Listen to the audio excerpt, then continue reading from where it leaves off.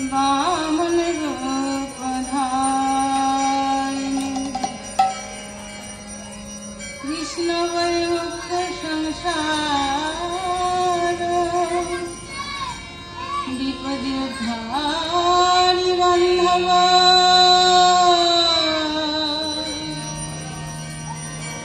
नमस्ते ज्ञान विज्ञान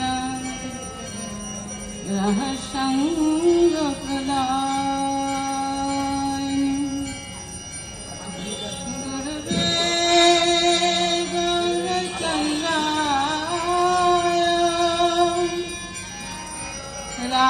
राधिकाय तदालय कृष्णाय कृष्ण भक्ताय तद्भक्ताय नमः नमः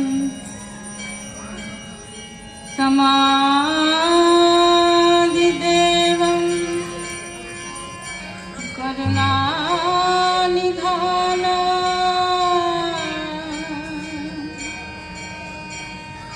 कमालवर्ण सुहितावतार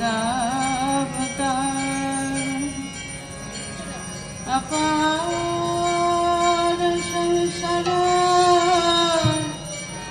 समुद्र सेतु वदामहे भागवतं शतकम् नारायणमस्कृत्य नरं चैव नरोत्तमं देवी सरस्वती व्यास ततो वंशाकल्पतरुश्च कृपा सिन्धुरेव तु पतितानां पावनेभ्यो वैष्णवेभ्यो नमो नमः वृन्दाय तुलसीदेवी प्रियाय केशवसुतं कृष्ण भक्तिपदे देवी सत्यवते नमो नमः सत्यपात की संहन्ति सत्य दुख विनाशिनी सुखदा मुखदा गंगे नागेन्द्रहराय तुलचनाय भस्यङ्गरागाय महेश्वराय नित्याय नमः शिवाय नमः श्री कृष्ण चैतन्य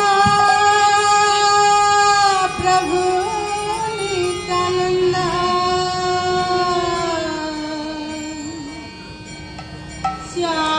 श्यामदलित गदाधर शिवासादि गौरवास्तवृन्द हरे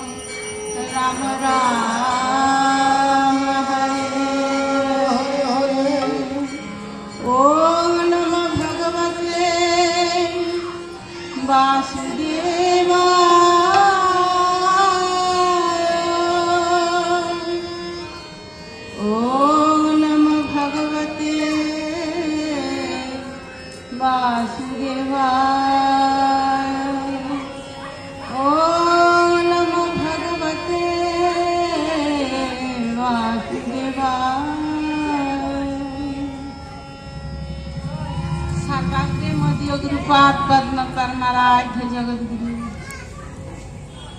श्री भक्ति वेदांत वामन गोस्वामी गुरु महाराज श्री चरण कमले रातुल चरणे আমি অনন্ত অনন্ত কোটি দণ্ডবত প্রণাম জ্ঞাপন করি। তৎপশ্চাৎ সকল আচার্যবর্গের শ্রীচরণে আমি আমার ভক্তিপূর্ণ দণ্ডবত প্রণাম নিবেদন করি। এবং উপস্থিত সুধী সজ্জন বৈষ্ণব ভক্তমণ্ডলী এবং ভক্তিমতী মাতৃবৃন্দাদের চরণে আমার প্রণাম।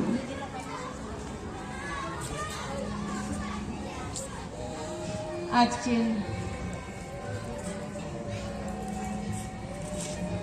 শিব চতুর্দশী, প্রত্যেকবারের মতন আমরা সকলে একত্রিত হয়েছি। শিব চতুর্দশী মহামহোৎসব, এই অনুষ্ঠানে সকলে একত্রিত হয়ে ভগবানের কথা আর মহাদেবের কথা শ্রবণের মানুষ।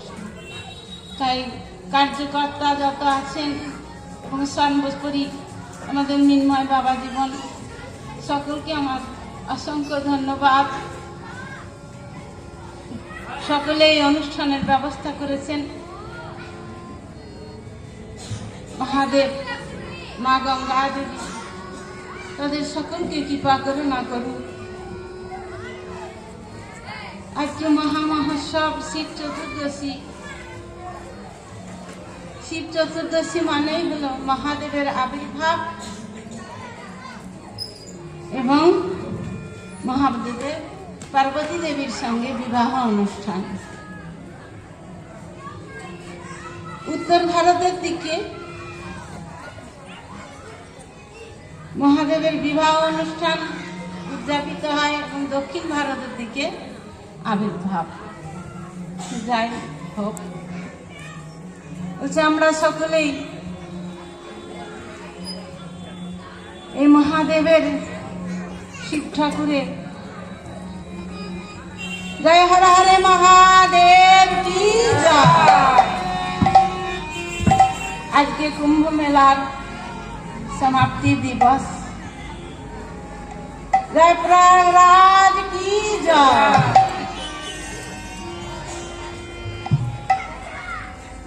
সেই প্রয়াগরাজে যে কুম্ভে সকলেই স্নান করেছেন, যাদের ভাগ্যে ছিল। কিন্তু প্রয়াগরাজে স্নান করেও যদি প্রয়াগরাজে আমরা যাই, স্নান করি আমাদের জন্ম জন্মান্তরের পাপ তাপ ধৌত করার জন্য, কিন্তু ভগবানের কথা যদি আমরা শ্রবণ না করি তাহলে পাপ ধৌত হয় ঠিকই, কিন্তু আবার সেই পাপে আমরা বশীভূত হই, সেই পাপে আবার আমরা জর্জরিত হই। তাহলে এই শিব চতুর্দশী ব্রত করে যারা ভগবানের কথা শ্রবণ না করেন তাদের কিন্তু শিব চতুর্দশীর ফল তারা লাভ করতে পারেন না, যদি ভগবানের কথা শ্রবণ না করেন। হৃদি জৈস প্রেরণা প্রবর্তিতাহম পরাপরূপী তৈস হরে পদ কমলম বন্দে শ্রীকৃষ্ণ চৈতন্য দেবস্য। তাই রূপ গোস্বামী পাঠ ভক্তিরসামৃত সিন্ধু গ্রন্থের প্রথম শ্লোকেই বলছেন, হৃদি জৈস প্রবর্তিত বরাগ রূপ তৈস হরে পদ কমল বন্দে শ্রীকৃষ্ণ চৈতন্য। তা আমরা ইচ্ছা করেও, যদি আমরা ইচ্ছা করি তবে আমরা ভগবানের কথা বলতে পারবো না, শুনতেও পারবো না। বক্তার কোনো ক্ষমতা নাই, শ্রোতারও কোনো ক্ষমতা নাই তার কথা শ্রবণ করা। তাই মহাদেব স্বয়ং বলছেন, আরাধনানং সর্বসম বিষ্ণু আরাধনং পরম তস্মাৎ পরম দেবী তদীয়ানাম সমর্থনম। তো স্বয়ং শিব ঠাকুর, স্বয়ং মহাদেব বলছেন যে সর্ব আরাধনার থেকে বিষ্ণু আরাধনা শ্রেষ্ঠ। আর সেই বিষ্ণু আরাধনার শ্রেষ্ঠ থেকে ভক্তের আরাধনা শ্রেষ্ঠ। তাই এতক্ষণ আপনারা শুনলেন।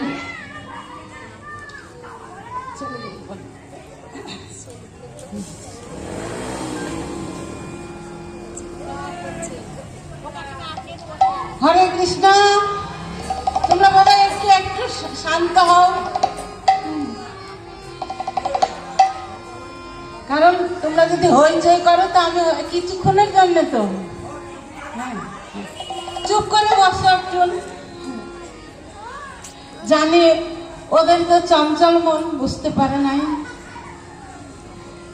সকলকেই সবাই চায় একটু তো আনন্দ।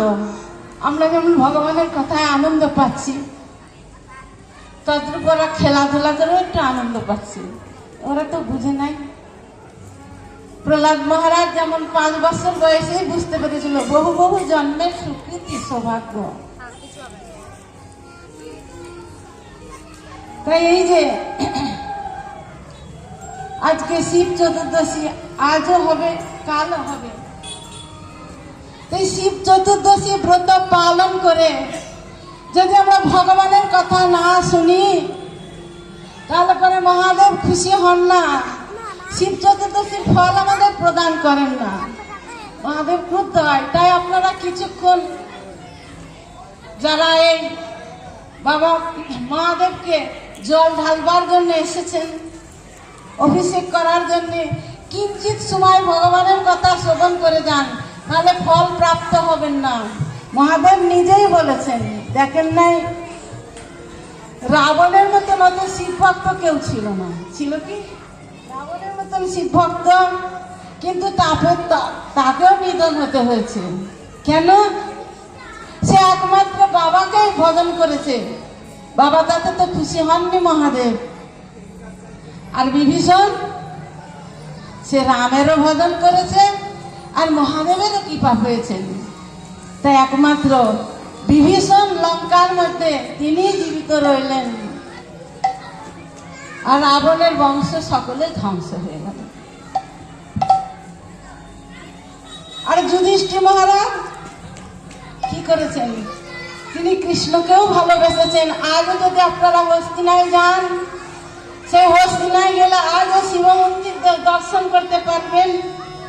যে স্থানেতে পঞ্চ পাণ্ডবগণ, দ্রৌপদী মা, কুন্তী দেবী সকলেই শান্তনু রাজা দিশেই বাবা মহাদেবের আরাধনা করেছেন।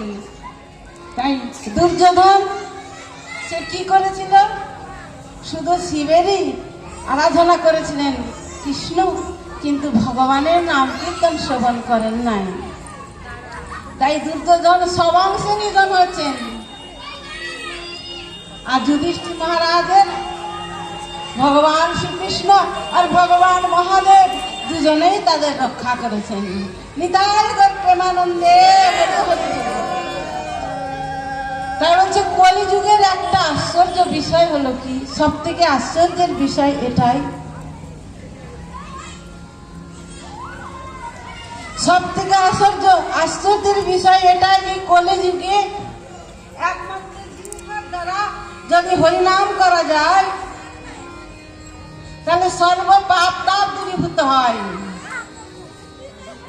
আমরা কুম্ভে যাচ্ছি স্নান করতে, কিন্তু কেউ তো ভগবানের নাম করছি না।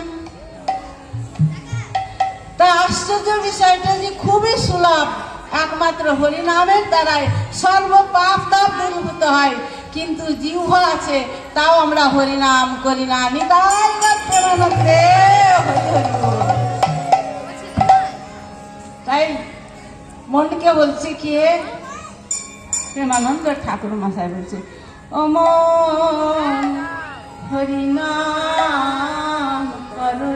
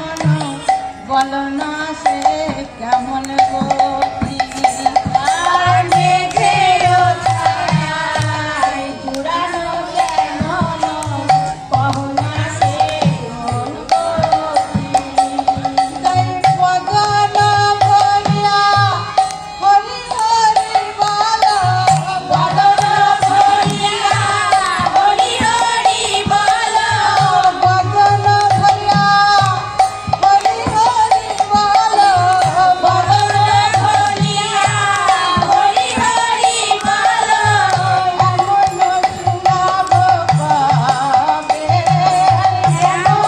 সুলভ পাবে এমন সুলভ পাবে তাই পদকর্তা প্রেমানন্দ ঠাকুর মহাশয় বলছে এমনও সুলভ কবে এতক্ষণ বললাম না একমাত্র আশ্চর্য হলো এটাই বদনে যদি একবার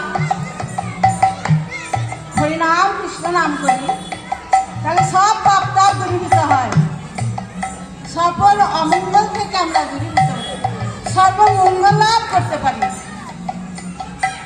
কিন্তু বদন করে একবার হরি বলবো না বদন ভরিয়া হরি হরি বলো বদন ভরিয়া হরি হরি বলো এমন সুলভ পাবে এমন সুলভ পাবে আর ভারত ভূমিতে মনুষ্য জন্ম আর কি মন পাবে আর ভারত ভূমিতে মনুষ্য জন্ম আর কি মন পাবে হয় নাই আর হবার নাই গো হয় নাই আর হবার নাই গো ভারত ভূমিতে মনুষ্য জন্ম বদন হরি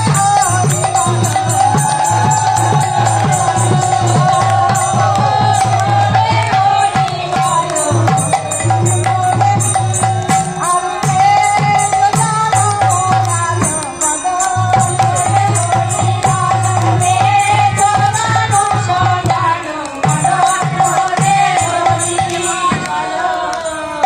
আর কি এমন হবে আর কি এমন হবে তাই শ্রবণ কীর্তন করয়ন খান অসত পচল চাল আর শ্রবণ কীর্তন করয়ন খান অসত পচল চাল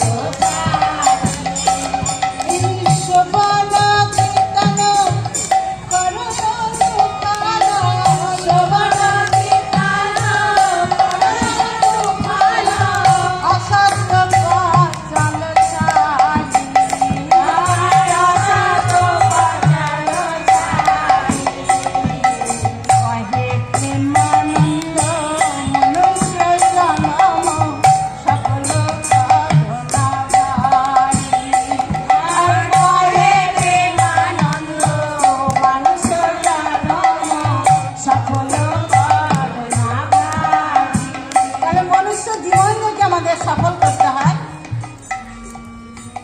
তাহলে একমাত্র হরিনাম করতে হবে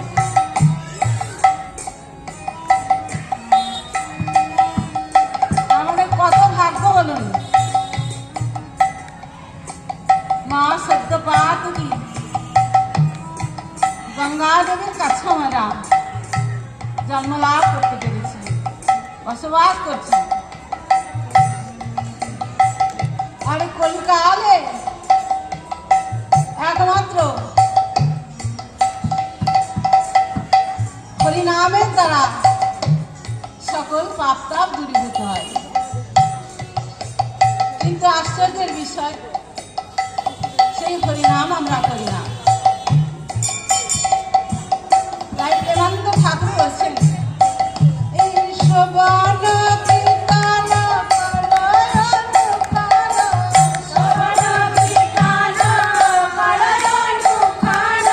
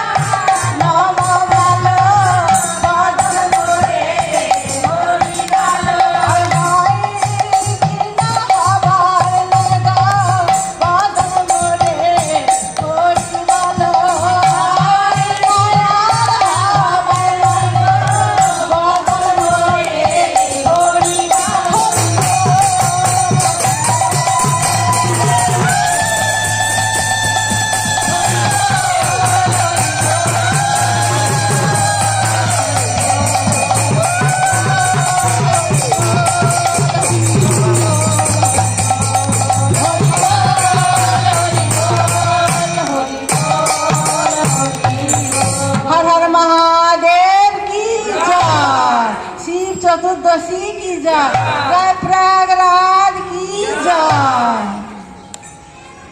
তাই যে স্থানেতে ভগবানের সংকীর্তন হয় সেই স্থানেতে সর্বতীর্থ হয়, সর্বতীর্থ সেখানে থাকে। তত্রায়ব গঙ্গা যমুনা সরস্বতী চ সর্বাণি তীর্থানি বসন্তি যত্র অচ্যুত কথা প্রসঙ্গ। তত্রৈব গঙ্গা যমুনা সরস্বতী চ, যেখানে ভগবানের কথা কীর্তন হয় সেখানে গঙ্গা যমুনা সরস্বতী কুম্ভ প্রয়াগ, তা আমাদের বড় ভাগ্য।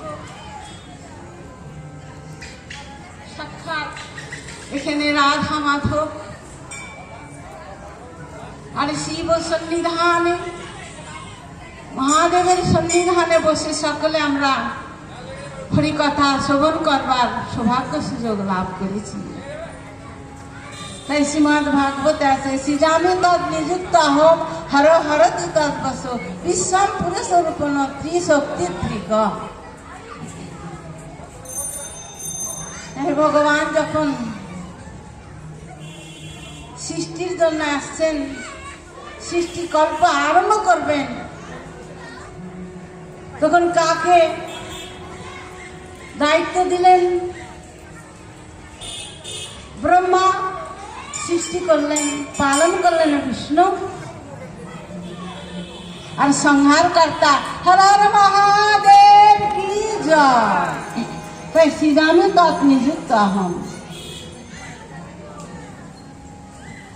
হর হরতি তব বিশ্বম পুরুষ রূপেণে ত্রিশক্তি। তা ত্রিশক্তি ভগবানের যে 6টা অবতার আছে, প্রথম পুরুষ অবতার, মন্বন্তর অবতার, যুগ অবতার, লীলা অবতার, সপ্তাবেশ অবতার, আর গুণ অবতার কে? ব্রহ্মা বিষ্ণু, ব্রহ্মা শিব মহাদেব আদি এনারা ভগবানের গুণ অবতার। তাই এখানে বলছেন সৃজামি তদ নিযুক্ত হম হর হরতি তদ বস বিশ্বম পুরুষ রূপেণ ত্রিশক্তি দৃক। এই ত্রিশক্তি ভগবানের শক্তি সর্ব কাজ করছেন। কি হরণ করেন মহাদেব? মহাদেবের সম্মুখে শিব সন্নিধানে যদি একবার সকলে মিলে হরে কৃষ্ণ কৃষ্ণ কৃষ্ণ হরে হরে, হরে রাম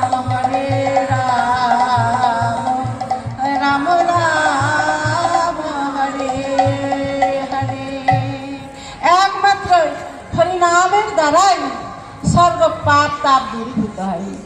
প্রভু কয়ে কহিলাম এই মহামন্ত্র, ইয়া জপ গিয়া সবে করিয়া নির্বন্ধ, ইয়া হইতে সর্বসিদ্ধি হইবে সবার, সর্বক্ষণ বলইতে বিধি নাহিয়ার।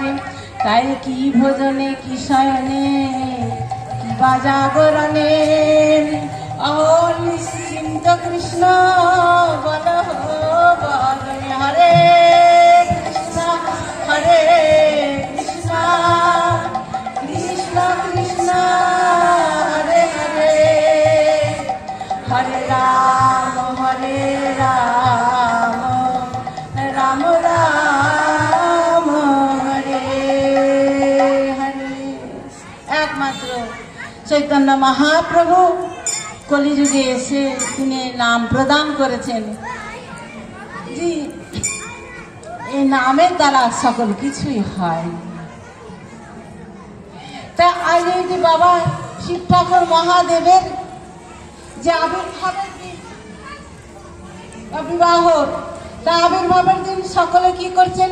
সবাই শিব ঠাকুরকে অভিষেক করছেন, মানে গঙ্গা জল দিচ্ছেন অভিষেক করতে। তাই কয় প্রহরে জল দিতে হয়? কেন 4 প্রহরে অর্চন করা, অভিষেক করার কেন বিধান?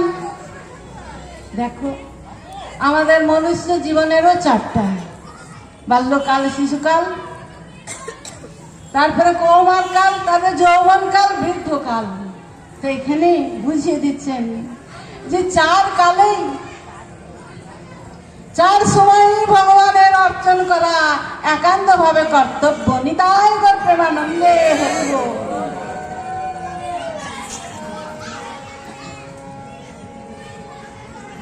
চার সময় শিশুকালে, কৌমার কাল থেকে কে ভজন করেছিলেন? ধ্রুব প্রহ্লাদ। কৌমার কাল, শিশু বয়স থেকেই ভগবানের আরাধনা করেছিলেন। তারপরে তো যৌবন কালের পঞ্চ পাণ্ডব আদি সকলেই ভগবানের আরাধনা করেছেন। শিশুকালে, কৌমার কালে, যৌবন কালে এবং বৃদ্ধকালে এই চার প্রহরে বাবাকে অর্চন করা উচিত। সেই জন্য চার প্রহরে ভগবান শিবের, মহাদেবের জল ঢালা মানে অভিষেক করার নিয়ম আছে। প্রথম প্রহরের জল বাবাকে অভিষেক করলে প্রথম জীবনে ভগবানের ভজন করা যায়, প্রথম জীবনে যদি ভগবানের মধ্যে প্রথম প্রহরের জল কিন্তু ঢালতেই হবে, অভিষেক করতেই হবে মহাদেবের মাথায়। দেখুন ওনার আর এক নাম আশুতোষ।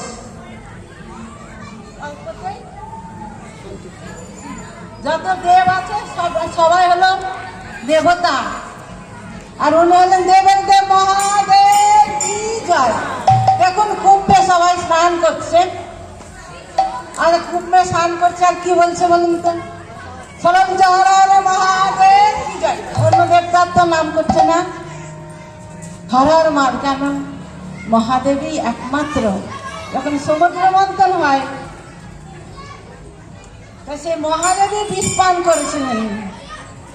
তাই সংসার করতে করতে দেখবেন, এই সংসার করতে করতে অনেক সময় আমাদের বিষ উৎপন্ন হয়। তার বিষ খেলে কি হয়? জীবন চলে যায়। একমাত্র সেই মহাদেবের কিন্তু বিষ পান করেও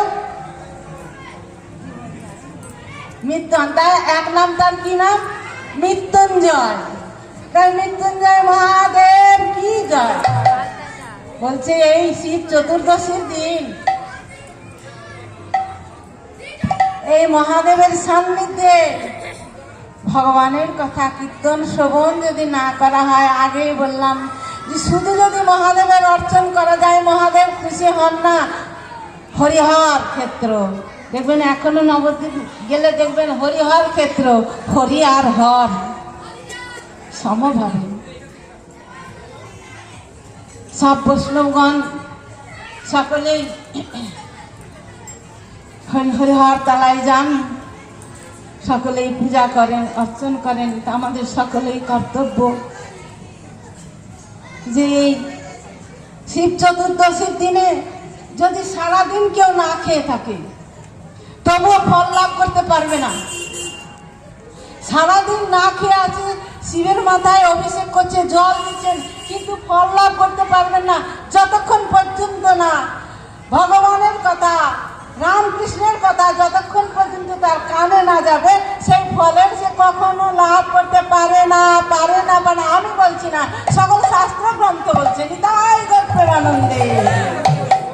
তাই আপনারা কৃপা করে, করুণা করে সকলে শিবের মাথায় অভিষেক করছেন। যখন সৌভাগ্য সুযোগ পেয়েছেন তখন একটুখানা বসে ভগবানের নাম কীর্তন শ্রবণ করুন, তাহলে মহাদেব বড় খুশি হবে। কারণ মহাদেবের মতন এত দয়ালু আর কেউ নয়। এই শিব চতুর্দশীর দিন, শিবরাত্রির দিন ভগবানের কথা শ্রবণ করলে আমাদের অনন্ত মঙ্গল। তাই উনি, আমরা তো সবাই প্রার্থনা করি না। দেখবেন মহাদেবের পুজো কারা করে বেশি বলো তো?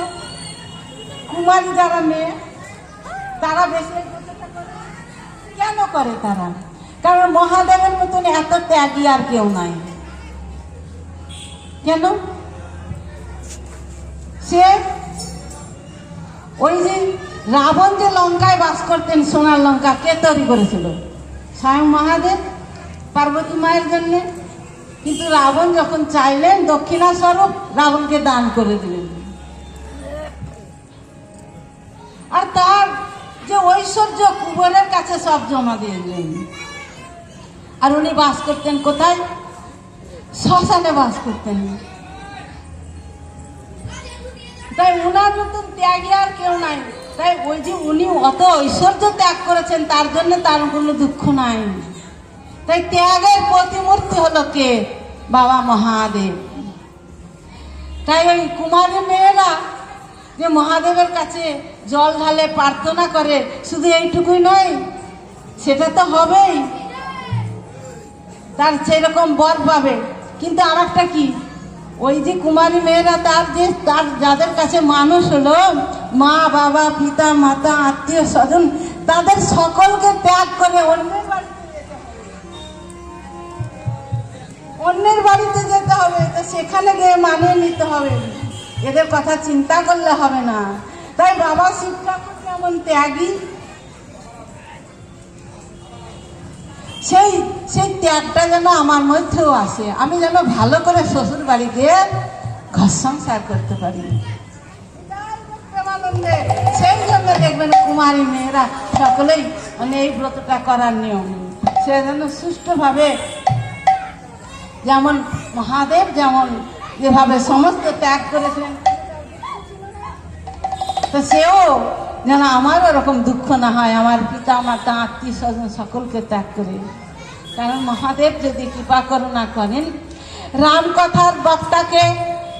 রামকথার বক্তাও হলেন মহাদেব, আর কৃষ্ণ কথার বক্তাও হলেন মহাদেব। তাই বলা হর হরে মহাদেব কি জয়। আপনারা সকলে যে ভগবানের কথা শ্রবণ করছেন, এতে আপনাদের সকলেই শিব চতুর্দশীর ফল আপনারা সকলেই আমরা লাভ করতে পারব। তাই শিব সন্নিধানে সকলে বসে মা গঙ্গা দেবীর কুলে, পরীক্ষিত মহারাজের যখন অভিশাপ হয়েছিল, তখন কোথায় গিয়েছিলেন হরিকথা শোনার জন্যে? হরিকথা শোনার জন্য কোথায় গেছিলেন? গঙ্গা। তাই আমরা 7 দিন মাত্র সময় ছিল পরীক্ষিত মহারাজের, কিন্তু আমরা তো কখন কোন মুহূর্তে চলে যাব জানি না। কোন মুহূর্তে, এই মুহূর্তে আছি, আবার এই মুহূর্তে চলে যেতে পারি। আমাদের তো জীবনের কোনো বিশ্বাস নাই।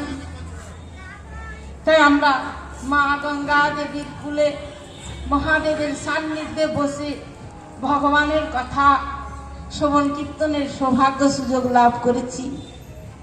আর এই যে আমার সব কার্যকর্তারা, সকলকে আমি অসংখ্য ধন্যবাদ জানাই যে তারা আমাদের এই হরিকথা শ্রবণ কীর্তনের জন্য ব্যবস্থা করেছেন।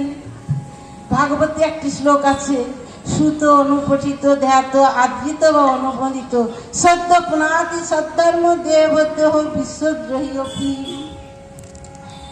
বলছে সুত, যারা ভগবানের কথা শ্রবণ করেন,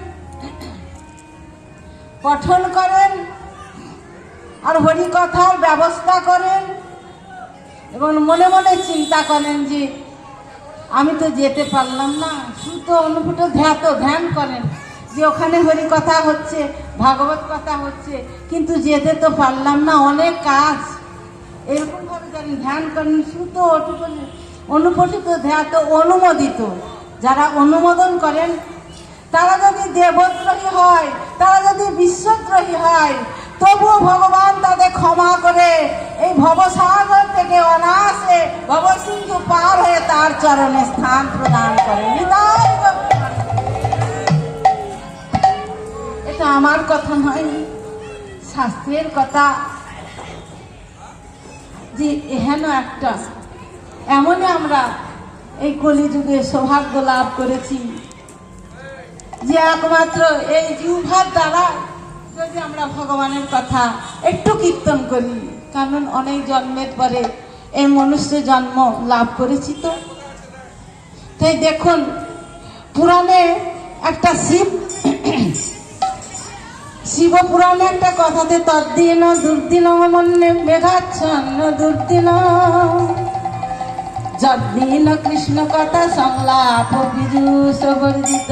স্বয়ং মহাদেব বলছেন যখন মেঘাচ্ছন্ন দিন হয়, কেউ বাড়ি থেকে বেরোতে পারে না, বিদ্যুৎ চমকাচ্ছে, বৃষ্টি হচ্ছে, তখন সেই দিনটা আমরা কি বলি? দুর্দিন বলি, যে এটা খুব দুর্দিন। বাবা মহাদেব শিব ঠাকুর নিজে বলছেন সে দিনটা দুর্দিন নয় গো।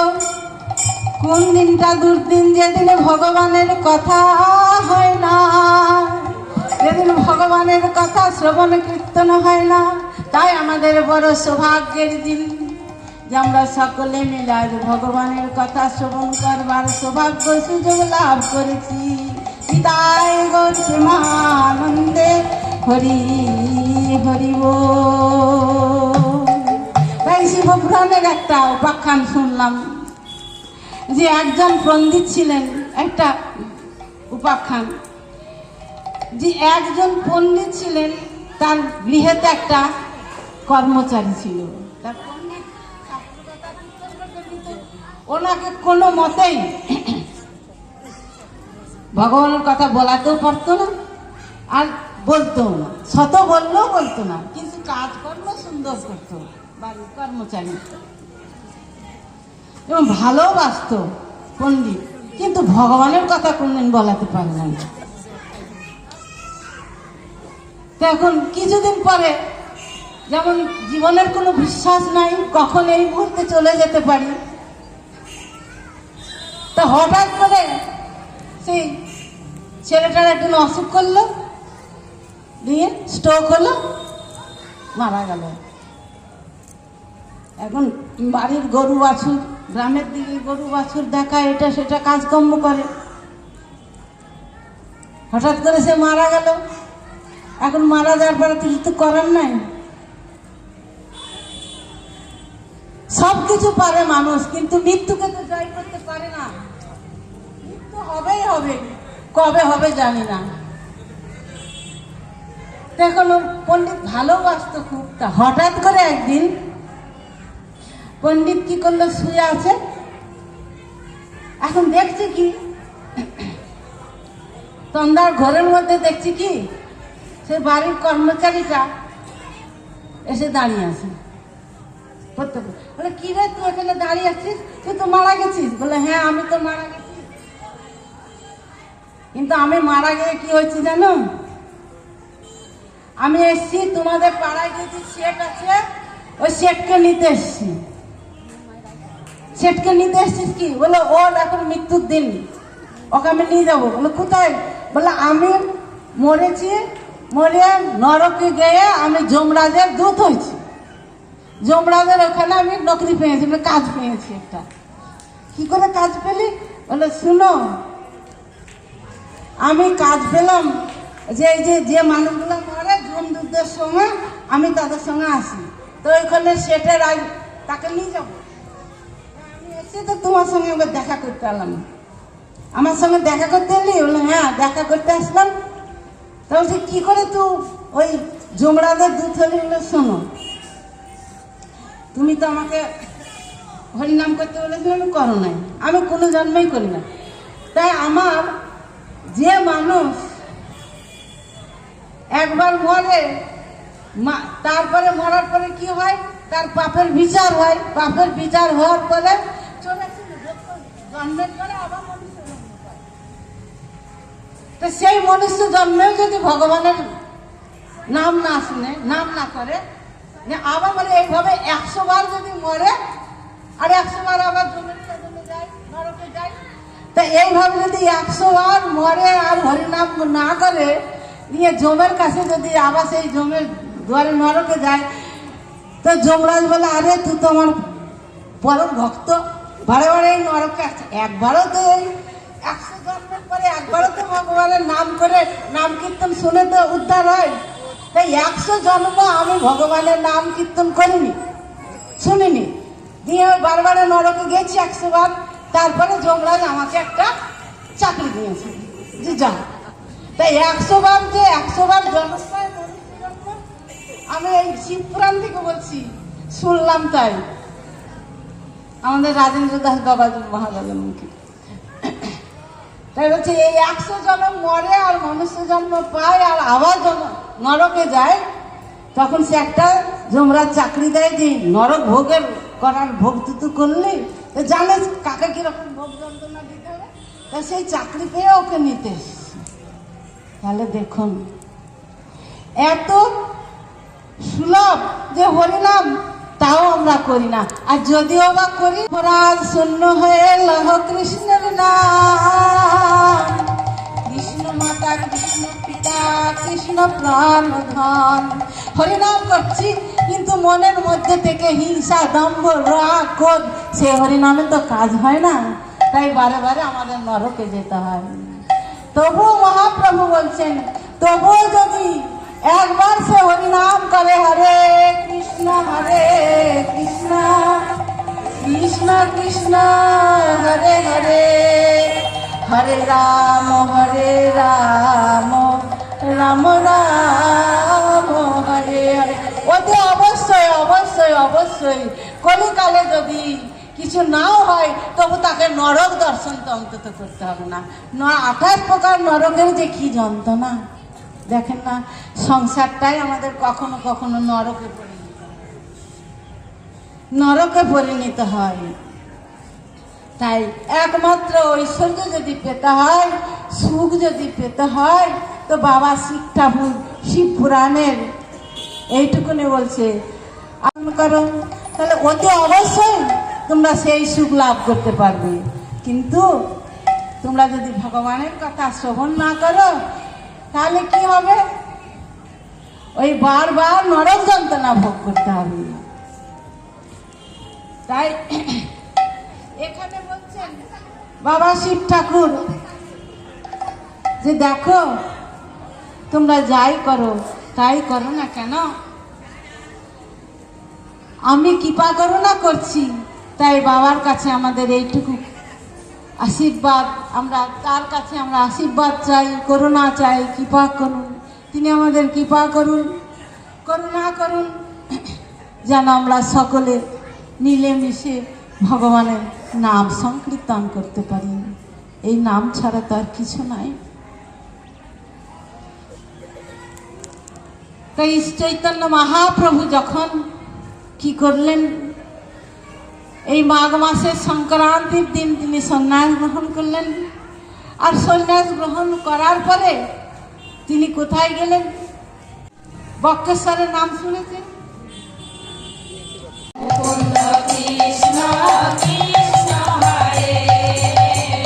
হরে কৃষ্ণ হরে কৃষ্ণ কৃষ্ণ কৃষ্ণ হরে হরে, হরে রাম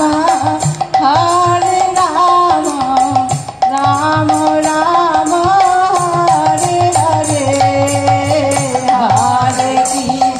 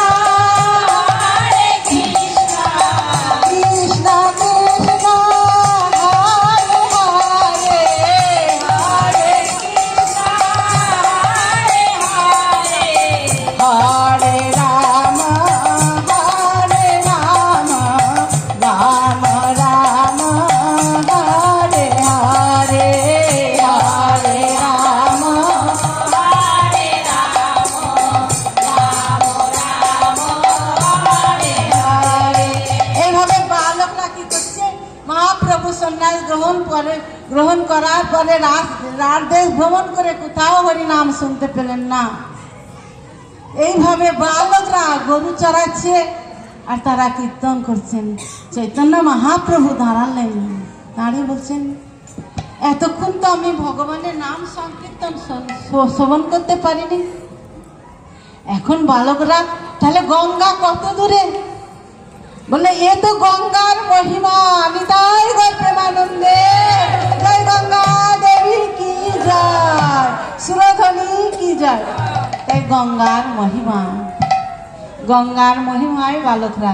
তাই দেখবেন এখানে যতই পাষণ্ড হোক না কেন, যতই কিছু হোক না কেন, দেখবেন সকলেই একটু ভক্তি পথের মধ্যে আছে। এ মা গঙ্গার কৃপা এবং করুণা। তাই চৈতন্য মহাপ্রভু সেই রাতে ভ্রমণ করতে করতে কোথায় আসলেন? আর গঙ্গার ধারে কে আসলেন? 3 দিন পরে অদ্বৈত আচার্য এসে চৈতন্য মহাপ্রভুকে শান্তিপুরে অদ্বৈত আচার্যের গৃহে নিয়ে গেলেন। সেখান থেকে মায়ের কাছে অনুমতি নিয়ে তিনি কোথায় যাচ্ছেন? পুরী ধামে। জয় জগন্নাথ বলরাম সুভদ্রা জিউ কি জয়। তাই জগন্নাথ ধামে যখন যাচ্ছেন, যেতে যেতে এক জায়গায় গিয়ে থমকে দাঁড়ালেন মহাপ্রভু। সেখানে সেই স্থানটির নাম কি? যাদপুর বা ছত্রভোগ। তাই সেই ছত্রভোগে এসে দাঁড়ালেন কি? এই মতো প্রভু জান্ন কুলে কুলে আইলেন ছত্রভোগ মহাকৌতূহলে। ছত্রভোগে এসে কি করলেন?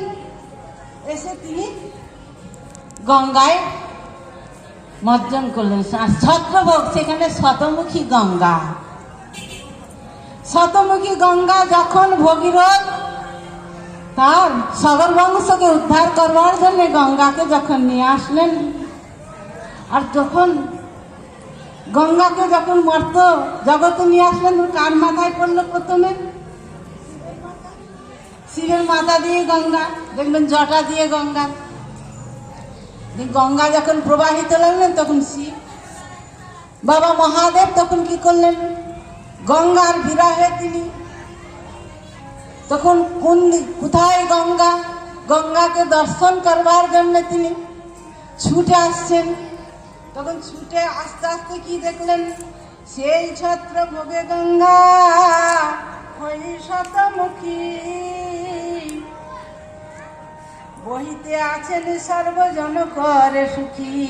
সেই ছত্রভোগে এসে দেখলেন যে গঙ্গা শতমুখী হয়ে সেখানে প্রবাহিত হচ্ছেন। আর সেই গঙ্গাকে দেখে বাবা মহাদেব গঙ্গায় এসে কি করলেন? ঝাঁপ দিলেন। তাই জলময় বহিতে আছেন সর্বজন করি সুখী। তাই জলময় শিবলিঙ্গ আছে সেই স্থানে। ওই গঙ্গাকে দেখে মহাদেব সেখানে ঝাঁপ দিলেন।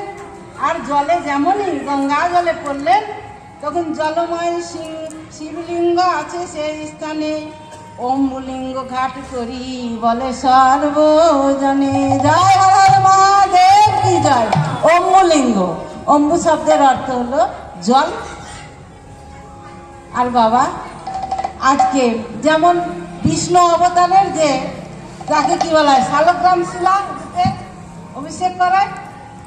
আর শিবের ওই যে শিবলিঙ্গ, ওই শিব মহাদেবের ওই অবতার গ্রহণ করেছেন। আজকে তার সেই আবির্ভাবের দিন।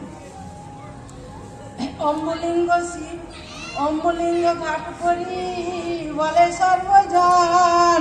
আর অম্বুলিঙ্গ শঙ্কর হইলা যে নিমিত্ত, সেই কথা কই শুনো হইয়া চিত্ত। পূর্বে ভগীরথ করি গঙ্গা আরাধন। পূর্বে যে গঙ্গা আনলেন বংশ উদ্ধার কারণ।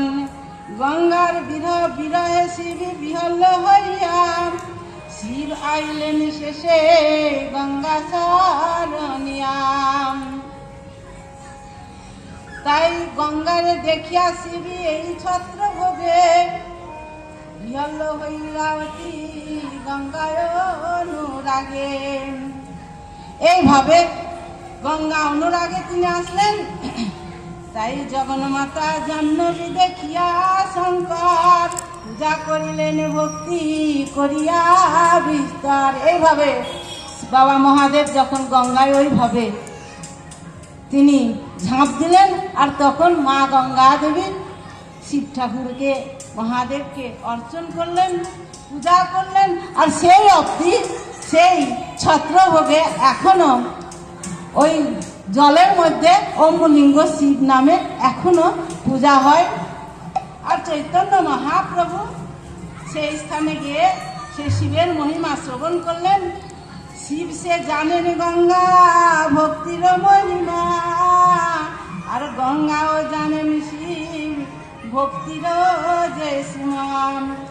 তাই গঙ্গা জল পরশে শিব হইলা জলময়।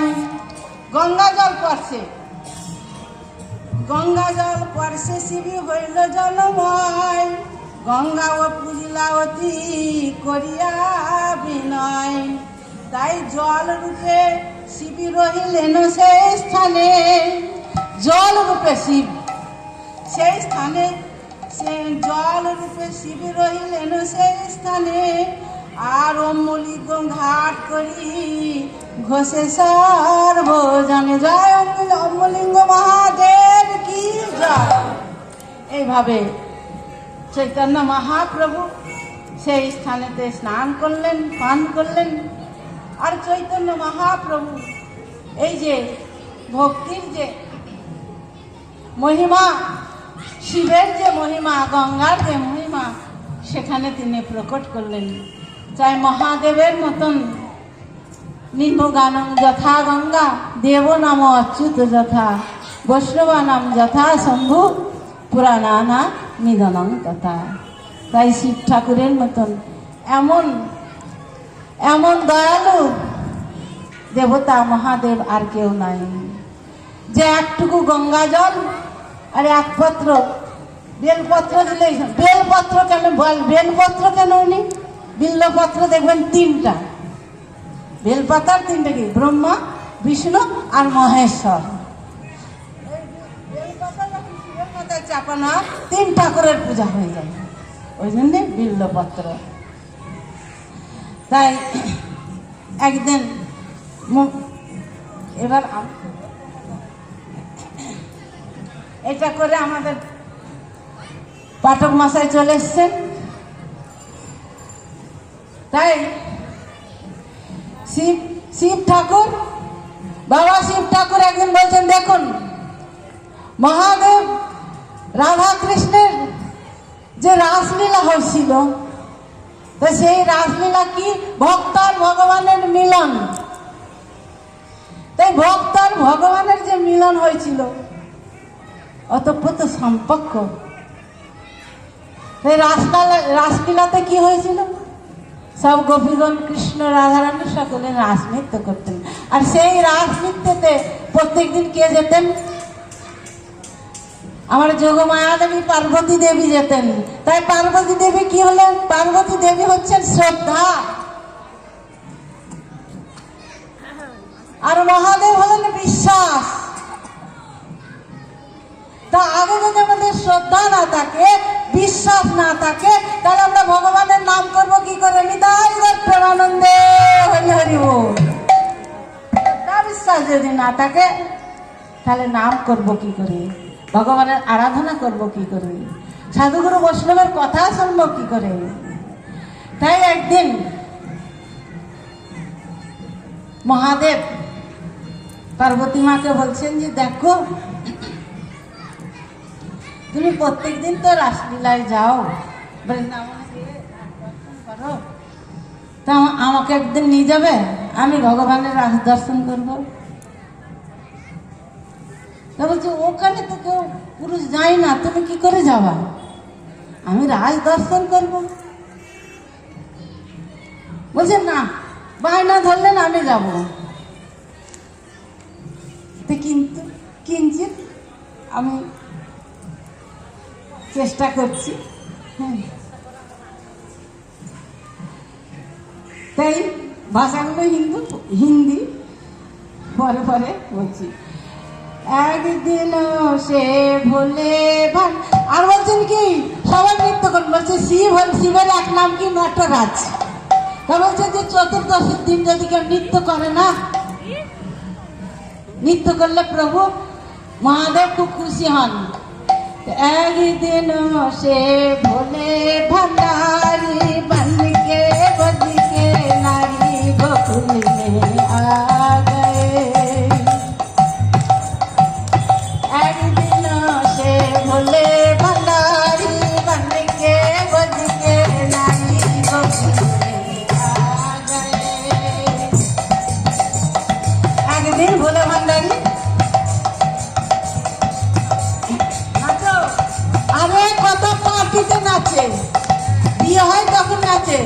আর বলছে কি নটরাজের সামনে যদি কেউ নাচে না, তাহলে শিব ঠাকুর খুশি হন।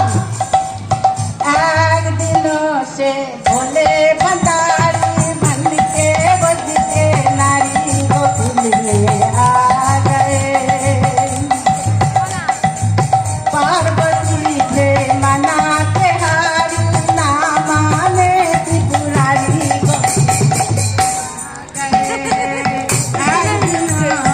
भोले भंडारी बनके बजके नारी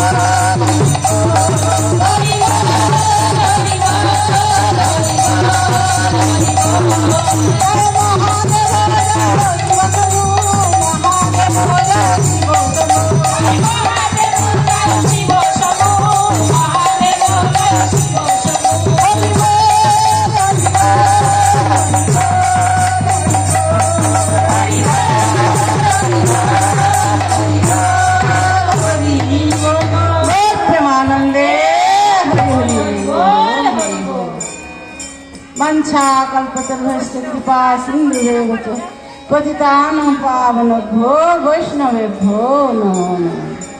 পরবর্তী পাঠক এসে গেছেন, আপনারা আবার শ্রবণ করবেন হরিকথা।